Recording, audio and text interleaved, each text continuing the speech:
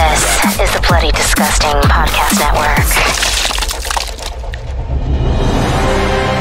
The following contains mature subject matter, coarse language, intense situations, and is meant for an adult audience. Listener discretion is advised.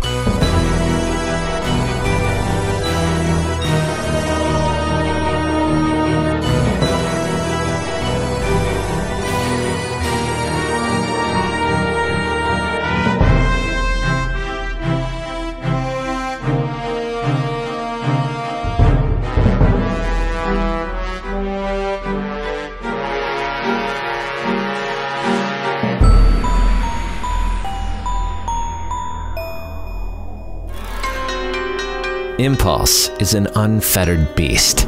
If left to thrive in the darkness, it will gnaw and tear on the spirit until light is a stranger. Bleeder's Digest, issue number 9, My Sick Little Friend. What you are about to experience contains potentially triggering and/or sensitive material. This story is called My Sick Little Friend, written by KRSY Fox. Can I ask you a question? Shoot. When was the first time you killed someone? It's a loaded question. You want to talk, right? That's why you're sitting here? Sure, we can talk. When did I first kill a person? Yeah. It was 1988. I was 19. Who was she? It was a he, actually. The first and only man I've ever killed. What did he do? To me, nothing. He was homeless. I kept having these, bizarre urges. I wanted to see what it felt like, and I knew no one would miss him. And then you never stopped. No, I didn't kill for a long time after that. I didn't fully understand what I wanted from it back then. Oh. So what changed? It was the night I saw LEIGH MacArthur. That's when I finally started to understand it. I didn't want to be that guy that did something for no reason, that left behind some pointless, psychopathic, primal legacy. I wanted my life to have meaning, and not in some tiny, nothing way. I deserve something bigger. See, I'm smart. My IQ it's off the charts, and I didn't want to waste it. I wanted to be remembered. I wanted power, and fear is power. Right. So, why Leigh? Because she was being dumb. She was doing that stereotypical bullshit that young girls do. Your mothers and your fathers, they raise you driving certain things into your head for your safety. Don't leave a drink unattended at a bar. Don't walk through a parking garage alone at night. Don't take candy from strangers. Never tell someone where you live. Don't walk at night, and don't get in a car with someone you don't know. Is that what Leigh did? It drives me fucking crazy. Why ignore good advice from people that love you more than anything in the world? You know, they do this to themselves. They do. I was driving after grabbing a sub from a Falloway sandwich shop. That turkey on rye is unreal, by the way. Have you ever had that? Oh, it's unmatched. No, it's fresh. It's fresh as hell. And I think at that point in my life, I was on my own. I moved around a lot. I settled for a minute in, Bayfield, Wisconsin. I was holed up at the Parkside Motel. I was there for over a month. So I was trying to write my book, and I didn't want distractions. So I'm driving down the darkest street you can imagine. It was 1994, and I think I smoked like 3 packs a day back then. I was eating my sub, and I just lit my first fucking cigarette of the night when I saw her. This girl, she was young. And look, I'm a terrible judge, but she was really fucking young. Like, she had her hair crimped up in this scrunchie and was wearing this adorable puffy pink coat. I slowed down, and I couldn't stop myself. You know, this overwhelming feeling came over my body. And I had to ask. I had to ask her. I had to see if she wanted a ride. I mean, she didn't look stupid. so I had to be sure. Pulled to a stop beside her, and I unrolled my window. She was listening to her Discman, so she was a little startled at first, but then she started chatting with me. "Where are you off to?" "Oh, I'm going home," she said. She scrunched her freckle-covered little nose. She had a mouthful of braces. I'm telling you, it was too much. It was perfect. It felt like, do you know when people say they see like a cute baby animal or, you know, like a little child and they just get the urge to squish it or strangle it? They love it so much. Like, "Oh, I love you so much. I just want to, oh, God." Well, I hate most animals. I do. I think they're disgusting and they're primal. But I understand that a lot of people love them. It's like a thing. I just think they're filthy. So I'm looking at this scrawny girl, and I say to her, I say, "Well, you shouldn't be out here after dark by yourself." She says, it's fine. It's not that late. She shrugs me off. I said, "Your mother must be worried." And she says, "If she was that worried, she would have picked me up by now. Now I have to walk half a mile by myself." So I said it. I mean, I had to. "You want to ride?" I'm not even kidding, Brianne. She didn't even hesitate. You sure? "Get in," I said. I was so fucking angry at her. How are you this fucking stupid, you dumb little cunt? But it also felt like Christmas morning. I mean, I was alive. I was so excited. She gets in, and I just started driving. "Wouldn't your mom be upset with you for getting in the car with a stranger?" I asked. She giggles, "Probably." And she admitted and snorts in this adorable little laughter. And she says, "But what are you gonna do? You gonna kill me?" I laugh along with her, and then I stop. She gets quiet, and I look at her, and I said, "Well, I'll probably rape you first." And poor little me, she started panicking. She starts grabbing for the car door. She's crying and screaming. I thought quickly, and I punched her in the face. She was out. What did you do to her? I kept my promise. Rape isn't really my thing. Like, it's not sexual for me, but I do enjoy the fear, and it keeps them scared. So I parked at the edge of the street, and we were surrounded by these dark woods. I was feeling rather violent that night. I did some things most people wouldn't even want to imagine to her, and then I beat her with a large rock. I cracked her chest. Is this okay? Are you okay? Are you okay? Do you want me to continue? Go ahead. Because I can, okay. I smashed the rock down, and I snapped her arm clean. She begged as she tried to drag herself away from me with her good arm. She was headed towards the street, calling for help. No one could hear her, and she knew that, but she kept yelling anyways.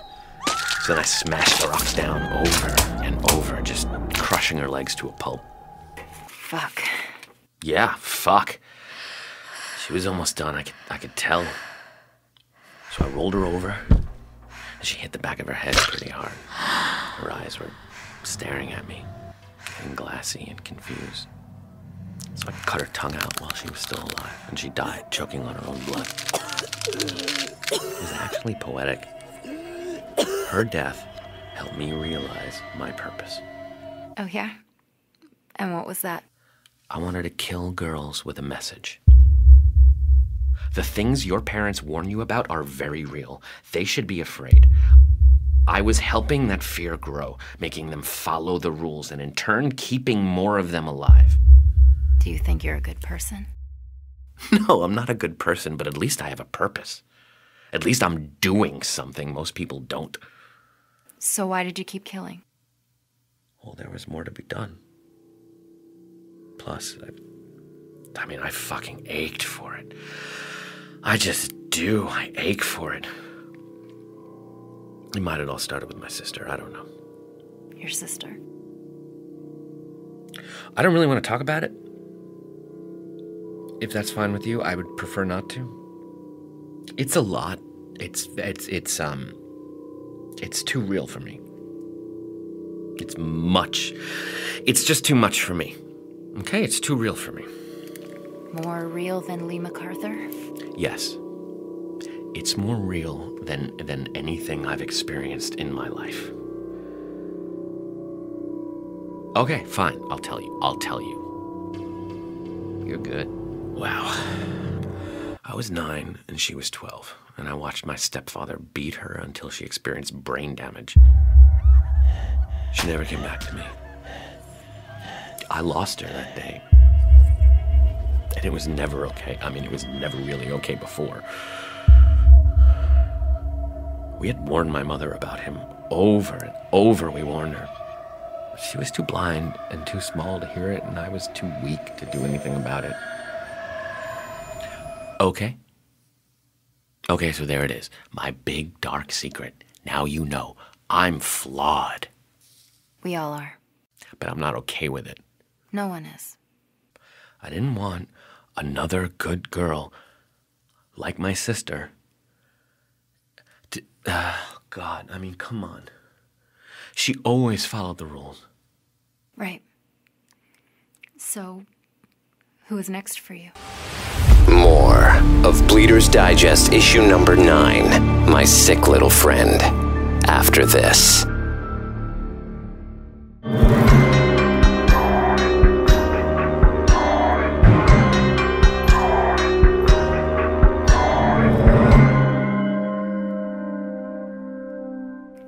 So, who is next for you? Well, after Leigh, I did a bunch in a row. I did Anna, Lily, Miriam, Kate. I kept my pattern.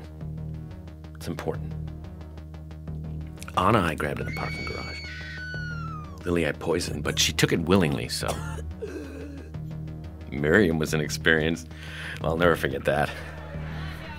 Oh, I watched her all night at this bar. She acted so desperate to get any attention, just letting strangers buy her drinks, dance with her. When she even let kiss her, I saw it.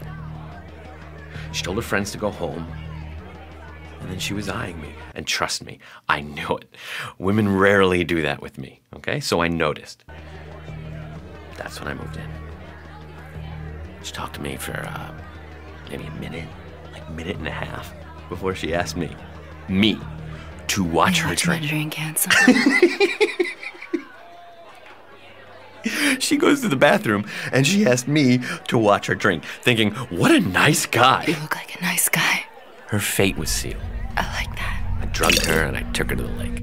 Oh my God, she was so fucking annoying anyway. She just talked non-stop about herself. I hate that. Let me tell you, she didn't like the cold water in her lungs. She was screaming, she was coming in and out of consciousness, telling me she couldn't swim. I would drown her, then bring her back. Her beautiful lips were blue and quivering. That's an image I will never forget. She was so cold that when I cut her with my knife, she barely even bled. She died crying for her mother.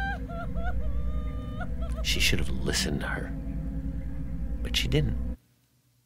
None of these girls thought it could happen to them. And that's the point, really. Why did you cut out all of their tongues? You're a sick little sicko, aren't you, Bri? Sicky, sick sicko. Why do you want to know all this? I don't know. I want to understand. I think you're a total creeper. I do. I think you're a total creep. Well, my sick little friend, all the greats have a signature. I just believe, since these girls refuse to listen, that they shouldn't be able to spread their ignorance, their blatant disregard for good sense. This is a service that I provide. Again, it's a service I provide. I see. So why me? Why you? Yes. Why did you take me? Why have you kept me down here so long? I'm not a stupid girl. Aren't you? No. I don't think so. I didn't do any of those things. Not all of those girls were stupid, Brianne. They're just so fucking ignorant and clueless to think that they are the exception. Can you answer my question? You never trusted your instincts. You're born with an intuition for danger, a natural fear, something women unfairly have to amplify throughout their lives, right? You just ignored it, just like my mother. You explained it away. And if you hadn't, I wouldn't have chosen you. You would be home in your bed with your purple little flowers and your gold striped sheets right fucking now. You were in my house. A lot, yeah. Oh, you know I was. Come on, think about it. You're special, Brianne. You're different. Different from the others. But you fell into that same trap. You know, I watched you for weeks. I followed you. You were that person I saw through the bathroom window. Ding. I kept coming home and things would be moved around, and I just thought, I forgot. I must have moved them. A ding ding. It was all you. Surprise. Surprise, surprise. You caught me. How long? How long were you there? 27 days. You didn't feel me? I did feel off. It just seemed like it was in my head. I didn't want to look stupid calling someone scared. How do you look now? I saw you one night when I came home late. You were the guy that walked by and was staring at me. It creeped me out. I couldn't really see your face. You were wearing that dark hoodie. Hi. Are you gonna kill me? Well, I have something special planned for you. Just so you know, most people are guilty of your carelessness. All right? Your inability to trust what your senses were telling you. Danger! Something isn't right. Could someone be in my house? Did I feel a hand brush the hair off my face while I was asleep? Am I being watched in the shower? The answer is usually yes. People are just too scared to face it. I gave you chances to hear it, to listen to it. I did. You never did. Now I'm sure other people will. It's better to look like a scared baby than to be one, wouldn't you say? Yeah, I thought so. Yes. Ah, well. So? So. What are you gonna do? Well, Brianne, this is the end for me. I served my purpose on this earth, and I believe it was a bigger purpose. And it's time for me to move on to the next life. What the fuck do you mean? Jesus fucking Christ, do I have to spell it out for you? You didn't seem this daft. Tonight, I am going to kill myself. I'm going to take this knife right here, and I'm going to slit my throat, bleed out, and die. What? Are you gonna let me go? Please.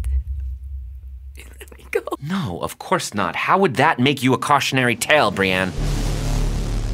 Catch up. I'm not gonna kill you. I do love surprising you, though. It's my favorite. Maybe letting you live is worse. I don't know. You tell me. Here's what's gonna happen. First, I'm going to cut out your tongue. It's quick. Listen, screaming makes it worse. Listen, shh. You're gonna choke on the tongue. Trust me. It seems awful. At least the others, they didn't appear to like it. I'm gonna miss our talks, though. That's for sure. Okay, now that that's done, I'm gonna leave you here to rot with my corpse. Don't bother screaming, no one can hear you. I built this room underground where it will never be found. There's nothing for miles on any side of us. All those innocent girls out there will live their life in fear, thinking I'm still out there. Thinking I could be waiting for them around every dark corner. I could follow them home at night. It's not fair, but it's necessary. Till the world isn't full of sicky sickos like the two of us, right? Just like you and me. Yes, they will wonder what happened to you. They will. Did I get to you? What did I do to you? Was it also unspeakable? You get it? Unspeakable? Did the silencer torture poor little Brianne Turner? I do like the title they gave me, though, I have to admit it. It's up there with The Night Stalker or The Hillside Strangler. But I'm more brutal, don't you think? I'm a real modern horror story. Oh, come on, don't cry. You're gonna save a lot of women's lives from weirdos like me. They won't trust like they used to. I'll always be in the back of their mind. Long after you're forgotten. Hey, I'm outraged too. All right, it's not fair, it's not, but it's a reality that women have.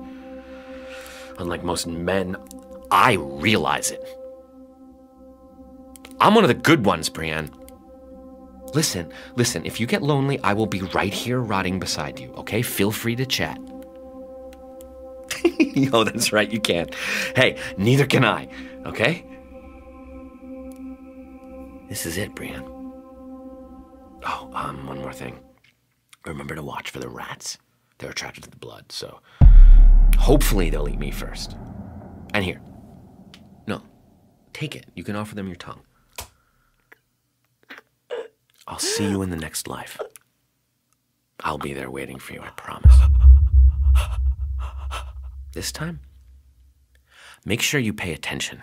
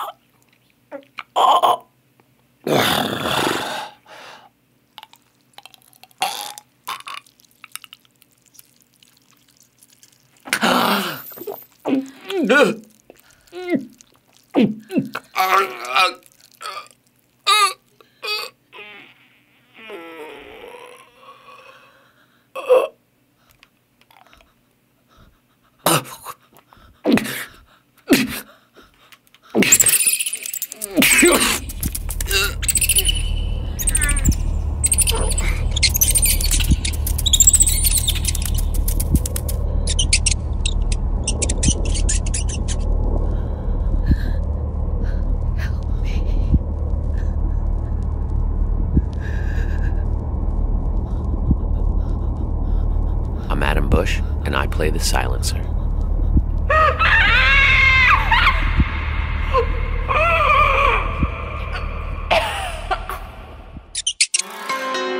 My Sick Little Friend, written by KRSY Fox, featuring special guest Adam Busch as the silencer, KRSY Fox as Brianne, Leigh MacArthur, and MERIUM. Engineered by Tyler Connolly. Production, sound design, and music by KRSY Fox. Additional music by Michelle Carter. Bleeders Digest is created and curated by Spider1, KRSY Fox, Trevor Shand, and Lauren Shand. Subscribe on your favorite podcast provider to never miss an episode. Bleeders Digest is a presentation of the Bloody Disgusting Podcast Network. If you've been affected by sexual assault, know that you are not alone. Call someone who can help with confidential 24/7 support at 800-656-4673.